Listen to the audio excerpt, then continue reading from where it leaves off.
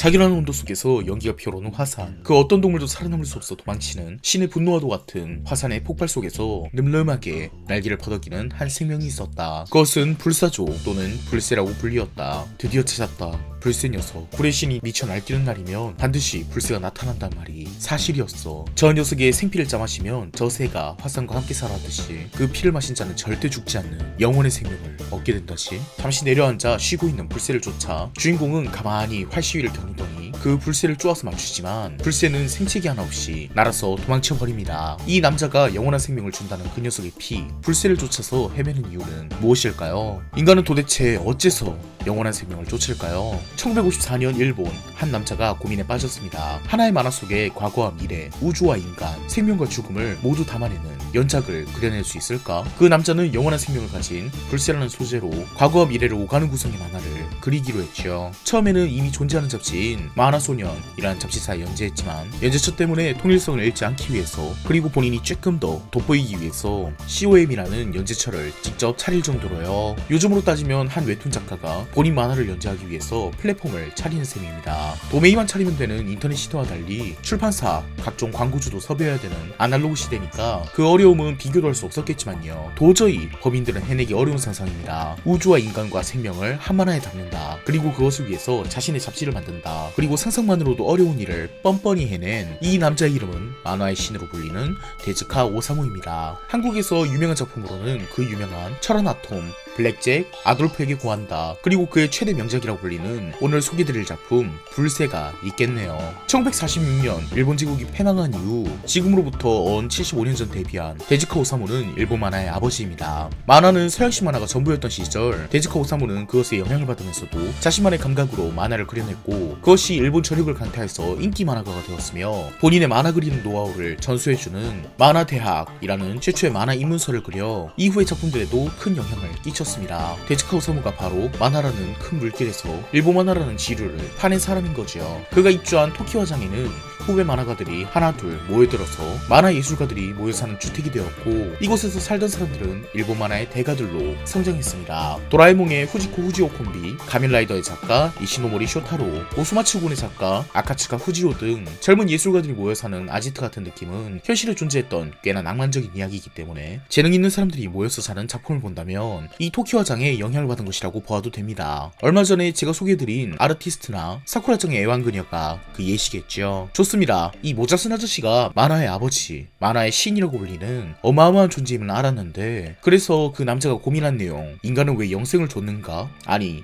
제일 첫 이야기로 돌아가서 이 남자는 왜 불새의 피를 찾는가? 그 질문에 대한 답은 어디 갔냐고요? 데즈카 오사무 작가에 대한 이야기는 언젠가 데즈카 오사무 특집에서 다루고, 오늘은 SF 특집의 첫 번째 이야기, 일본이 SF 작품의 1인자가 될 수 있었던 그 이유인 1954년작 불새 여명편부터 시작해봅시다. 불새를 찾아다니던 이 남자를 잊지는 않으셨죠? 그는 그 불새를 맨손으로 잡으려다가 온몸이 타들어가서 불새를 놓쳐버리고 맙니다. 그 남자가 불새를 잡으려고 한 이유는 다름 아닌 죽을 병에 걸린 자신의 아내를 살리기 위해서죠. 온몸이 새까맣게 타버린 채로 죽어서 돌아온 매형을 본 주인공 나기는 자기 누나를 살린 마지막 희망이었던 매형의 손에 쥐어진 불새의 깃털을 보고 눈물질 뿐이죠. 한 생명의 불꽃이 사그라들면 그곳에는 다른 생명이 찾아오는 것일까요? 주인공의 부족은 해안가에서 한 남자를 찾습니다. 그 남자는 다름 아닌 바다 건너에서 온 구즈리. 족장은 구즈리에게 죽어가던 히나쿠를 보여주며 여자가 죽으면 너도 죽는다 라고 해 구즈리는 히나쿠를 열심히 치료해서 살리게 됩니다. 히나쿠가 깨끗하게 몸이 낫게 되자 외부에서 온 의사인 구즈리는 히나쿠와 결혼을 하게 됩니다. 구즈리, 이제 자네는 쿠마소의 일족이야. 성대한 마을 축제와 함께 결혼식을 올린 밤, 구즈리는 두 사람의 움막에서 나와 인적 드문 산기 속으로 향합니다. 히나쿠의 동생 나기가 그런 구즈리를 수상하게 여겨 구즈리를 쫓아 절벽 위로 따라가보자 그곳에는 산 위에서 공화를 울려 바다 건너에 선단을 이끌어오는 구즈리가 있었어요. 사라타이코, 하나만 약속해줘. 왼쪽에서 세 번째 집에 내 아내가 있으니 아내만은 절대 죽이지마. 부탁하네. 이 쿠마소라는 부족을 침략하러 들어온 것은 현대 일본의 민족의 원류인 야마토 민족. 그들은 축제 피로연으로 쉬고 있는 쿠마소를 습격해 노인, 아이, 여자 가릴 것 없이 모두 쏘아 죽입니다. 대장, 이건 너무 잔인합니다. 아무리 야만인이라고 해도 히미코님의 명령이시다. 이 쿠마소에 군대를 보낸 것은 야마토의 여왕 히미코. 그녀는 늙어가는 자신의 모습에 경기를 일으키며 난 이 야마토 해국의 여왕 히미코야. 영원히 젊고 아름다울 권리가 있다고. 그렇게 고민한다고 뭐가 해결됩니까? 꽃은 시들고 인간은 나이를 먹는 것이 섭리인데요. 아니, 가능해. 불새의 피로. 그녀는 쿠마소에 살고 있는 불새를 잡기 위해 그곳에 있는 사람들을 몽땅 죽여 정보를 감행한 것이죠. 히나쿠는 첩자였던 구즈리와 쿠마소의 둘만 남아 원수와의 동침을 하며 살아가고 있고, 히나코의 동생 나기는 야마토의 장수인 사루타이코에게 붙잡혀서 포로로 끌려갑니다. 그 이유는 다름 아닌 불새 때문이죠. 아무도 자신에게 화를 맞춘 적이 없었는데 나기만은 사루타이코에게 화를 맞춘 바가 있으니 나기에게 활을 주고 열심히 길러 야마토국 최고의 명궁으로 만들며 그 활로 불새를 잡을 수 있도록 하는 것입니다. 나기는 끊임없이 복수심을 태우며 사루타이코를 몰래 죽이려고 애쓰지만 역시 야마토국 최고의 장수라 그런지 나기의 암살 시도는 번번이 수포로 돌아가고, 사루타이코의 가르침 아래 나기는 야마토국 최고의 명궁이 됩니다. 늑대에게 활을 쏘는 훈련 중에 나기가 다쳐서 목숨이 간당간당할 때도 사루타이코는 온갖 노력으로 나기를 살리려고 애썼죠. 나기는 그런 사루타이코를 보면서 혼란스러워합니다. 나는 간호해주면서 왜 우리 마을 사람들은 다 죽였지? 사루타이코는 히미코님의 명령이라고 일축하며 나기의 물음에 더 이상 대답하지 않습니다. 하지만 우연히 나기와 함께 길을 걷던 사루타이코는 그 히미코 여왕님이 나기를 죽이려고 명령을 내려도 나기를 감싸고 들며 죽이지 않으려고 합니다. 히미코님의 명령에 불복한 사루타이코는 자연스럽게 여왕의 눈밖에 나게 되었지요. 대체 누구를 위해서 불새를 쫓아가고 누구를 위해서 충성하고 있는 건지. 히미코 여왕의 눈밖에 나버린 사루타이코는 얼룩벌 구덩이에 그를 던져버리는 형벌을 내리고, 나기는 그런 사루타이코를 몰래 빼내서 그를 살리기 위해 배를 타고 쿠마소로 돌아갑니다. 히미코 여왕의 벌에서 도망쳐버린 이상 더 이상 야마토국에서 살 수는 없을 테니까요. 나기와 사루타이코가 쿠마소로 도망쳤다는 이야기를 듣고 불새의 여명편은 불새를 잡는 경쟁 체제가 됩니다. 나기에게 불새를 빼앗길까봐 전전긍긍하는 히미코와 그런 그녀에게 쿠마소의 불새를 빼앗길 수 없어 불새를 먼저 잡으려고 하는 나기의 경쟁이지요. 불새의 여명편은 불새의 가장 첫 단편인 만큼 불새라는 요소가 가장 큰 소재로 작용합니다. 쿠마소에서 멸망하게 된 이유와 그 쿠마소에서 나기를 데려오게 된 이유는 히미코의 젊음과 삶에 대한 집착 때문이고, 이후 사루타이코와 나기가 히미코와 대립하는 이유도 그 불새라는 녀석을 먼저 잡기 위해서지요. 어떤 의미에서 불새 여명편의 불새는 수많은 사람들이 죽고 죽이는 파멸적인 전기의 발단으로 작용합니다. 불사조는 영생을 의미하는 소재이고, 이 작품에서도 불새의 피를 마시면 영생하지만 오히려 불새의 존재는 인간들의 죽음을 불러오고 있는 것이죠. 시작부터 참으로 아이러니한 전개가 아닐 수 없습니다. 하지만 그 인간의 욕망이 얼룩진 존재이지만 인간에게 절대 붙잡혀주지 않는 영생, 불새는 이후 전기에서 또 다른 모습을 보여줍니다. 먼저 불새 가까이에 도착한 나기는 불새와의 대화를 할 수 있게 되는데요. 여기서 나누는 대화가 불새의 본질을 표현합니다. 어째서 너만이 죽지 않고 우리 인간은 모두 죽는 거지? 이건 너무 불공평해. 불공평하다고? 너희들의 소원은 뭐지? 죽지 않는 힘? 아니면 삶의 행복? 난 그런 거 몰라. 하지만 너처럼 영원히 죽지 않는다면 행복할 거야. 나기, 이 발밑을 봐. 벌레가 보이지? 그것도 살아있어.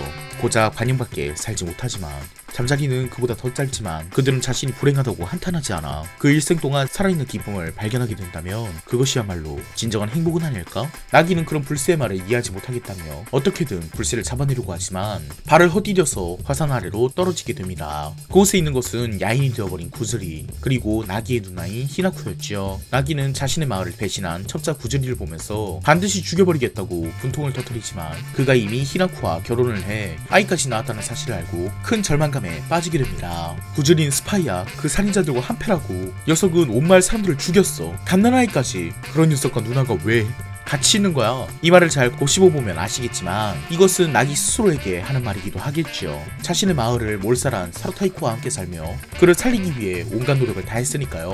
나기는 스스로를 이해하지 못하고 자신의 누나 히나쿠도 이해하지 못합니다. 하지만 히나쿠는 그에게 나름의 답을 말하지요. 그런다고 죽은 마을 사람들이 돌아오진 않아.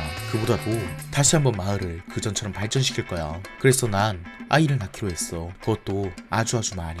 난 죽을 때까지 1000명이라도 낳을 거야. 그리고 그 아이들이 자라 다시 아이를 낳고 그래서 몇천 명이 되면 다시 마을이 생기는 거야. 나기는 누나에게 어이가 없다는 듯 말합니다. 1000년 뒤면 누나는 벌써 죽고 없을 거야. 그야 그렇지. 하지만 이 아이들의 손자의 손자는 살아있을 거야. 내가 낳을 수 없게 되면 누군가가 낳을 거야. 나기는 누나 보고 대단하다고 말하지만 자신은 절대 죽는 것이 싫다며 죽으면 모든 것이 끝장이라고 말합니다. 구즈리 역시 그것에 동의하지요. 그래서 난 이렇게 매일 불새를 노리고 있지. 사실 불새를 노리는 것은 세 사람이었던 것이죠. 그래서 이 사람들 중에 누가 불새를 잡을까요? 자신이 저지른 첩자지를 반성하기 위해 히나쿠를 위해서 영생을 바치기 위해 노력하는 구즈리? 아니면 자기 스스로의 영생과 마을의 복수를 위해서 불새를 노리는 나기? 수많은 군대를 동원한 히미코 여왕은 아닐까요? 네, 2020년대의 여러분이라면 쉽게 상상하시겠지만 이 세 사람 중 누구도 불새에 필요하지 못합니다. 히미코 여왕의 부하는 불새를 잡아오지만 그것을 마시기도 전에 늙어 죽어버리고 야마토국을 침략한 니니기와 전쟁을 벌이다가 사루타이코는 활에 가득 맞은 채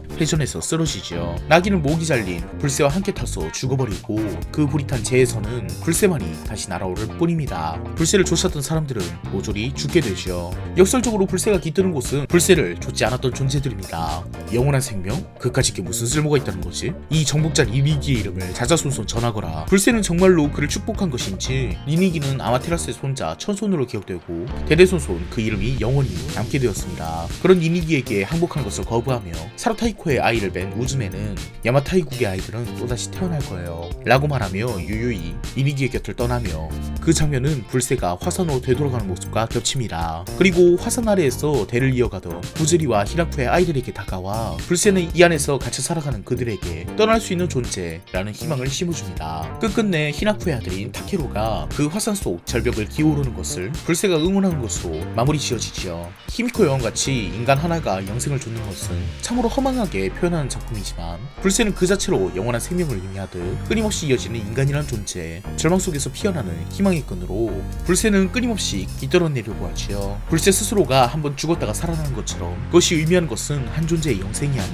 생명이란 것이 끊임없이 이어나가는 것입니다. 그 안에서 수많은 죽음과 침략, 정벌이 이어지지만 인간이란 종 자체는 계속 존재해왔듯이요. 약간 고전적인 편견에 근거하긴 하지만 이 작품에서 불새가 여성적으로 묘사되고 여성 캐릭터들이 끊임없이 재생산을 표현하는 이유도 생명의 영속성이 여성에게 깃들었다고 생각했던 것으로 보입니다. 마치 기에르모 델토로 감독의 파네미로처럼요. 타케루는 불새의 응원 속에서 새로운 희망, 쿠마소를 재건할 외부의 여인과 만날 것입니다. 그렇게 다시 쿠마소는 일어나겠죠. 니니기가 정벌한 야마타이국 역시도 지배자는 바뀌었지만 사람들은 살아갈 것입니다. 불새의 연명편에서 드러나는 불새는 인간 개인이 아닌 생명으로서의 영속성입니다. 그것이 헛된 기대일지 유일한 희망이 될지는 받아들이는 사람에 따라서 다르겠죠. 잠깐만요. SF 특집의 첫 주제라고 했으면서 오늘 본 단편은 딱히 SF가 아니잖아요. 오히려 아주 옛날 일인걸요? 히미코 여왕이라면 한국어로 치면 신라의 아달라 이사금이 있었던 2세기 이야기잖아요. SF가 대체 어디 있다는 거지요? 불새라는 작품은 굉장히 특이한 특징을 가지고 있는데요. 불새라는 연작 안에 수록된 단편들이 아주 먼 과거와 아주 먼 미래부터 시작하여 서서히 현대의 시대로 좁혀진다는 것입니다. 불새의 연명편의 시대는 2세기 무렵이고 바로 다음 편인 불새 미래편의 시대는 3400년경이지요. 이렇게 먼 과거와 먼 미래가 교차하면서 나오다가 서서히 그 시간의 간격이 좁아져서 마지막에는 불새 현대편으로 만나면서 끝날 예정이었으나 만화의 신이 죽어서 무산되게 되었습니다. 그래서 현재 존재하는 불새의 가장 마지막 이야기는 불새 태양편이지요. 불새 태양편은 백제가 멸망한 직후의 이야기와 데즈카 오사무에게는 굉장히 미래의 이야기였을 무려 2009년의 스토리가 교차됩니다. 불새에서 묘사되는 2009년은 디스토피아긴 하지만요. 어차피 불새에 대해서는 할 이야기가 많으니 그것은 앞으로 천천히 이야기하도록 하고 오늘의 리뷰는 여기까지입니다. 끝까지 봐주셔서 감사합니다.